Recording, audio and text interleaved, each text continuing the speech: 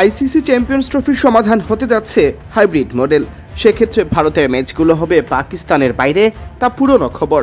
নতুন খবর হলো ভারতের এই ম্যাচগুলো আয়োজনে আগ্রহী বাংলাদেশ। যদিও ভারত বাংলাদেশ বর্তমান রাজনৈতিক বা কূটনৈতিক সম্পর্ক এই সম্ভাবনা ভেস্তে দিতে পারে। প্রথম আলোর এক প্রতিবেদনে জানানো হয়েছে, বিসিবি ইতিমধ্যে চ্যাম্পিয়ন্স ট্রফির ভারতের ম্যাচগুলো আয়োজনে আগ্রহ প্রকাশ করেছে। এ নিয়ে পিসিবি চেয়ারম্যান মহসিন নাকভির সাথে পিসিবি সভাপতি ফারুক আহমেদের আলোচনাও হয়েছে। সেই আলোচনায় নাকভি চ্যাম্পিয়ন্স ট্রফি আয়োজনে বাংলাদেশের সমর্থন চেয়েছেন। তখন ফারুক বাংলাদেশের আগ্রহের কথা জানান। প্রথম আলোকে তিনি বলেছেন, এ ব্যাপারে এখনই মন্তব্য করতে পারছি না, তবে হ্যাঁ, কিছু একটা চেষ্টা তো হবেই।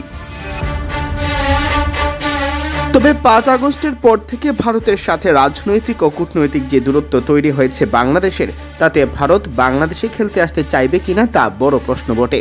রাজনৈতিক কারণে বাংলাদেশকে নেতিবাচকভাবে খবরে তুলে ধরছে ভারতের বেশ কিছু গণমাধ্যম।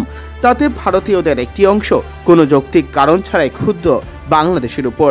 প্রথম আলোকে নাম প্রকাশে অনিচ্ছুক এক বোর্ড কর্মকর্তা বলেছেন, এই একটাই সমস্যা, ভারত এ মুহূর্তে বাংলাদেশে খেলতে আসতে রাজি হবে কিনা।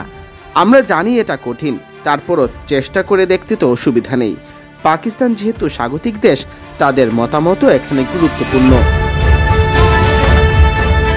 আগামী 5 ডিসেম্বর চ্যাম্পিয়ন্স ট্রফি নিয়ে চূড়ান্ত সিদ্ধান্ত আসতে পারে। পিসিবি এককভাবে এই টুর্নামেন্টের আয়োজক হলেও ভারত পাকিস্তানে তাদের দল পাঠাতে আপত্তি জানিয়েছে।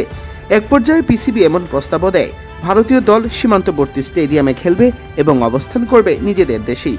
তবে তাতেও মন গলেনি ভারত সরকারের। পিসিবি শুরুতে হাইব্রিড মডেল মেনে না নিলেও কিছু শর্ত আরোপ করে এবার মেনে নিতে যাচ্ছে। সেই শর্তের মধ্যে রয়েছে, তারা কখনো ভারতে কোনো টুর্নামেন্ট খেলতে যাবে না, বা সেক্ষেত্রেও হাইব্রিড মডেল প্রয়োগ করতে হবে।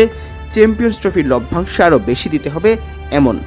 যদিও আইসিসি ও প্রভাবশালী বিসিসিআই তা আদৌ কতটা আমলে নেয় তাও ভাববার বিষয়।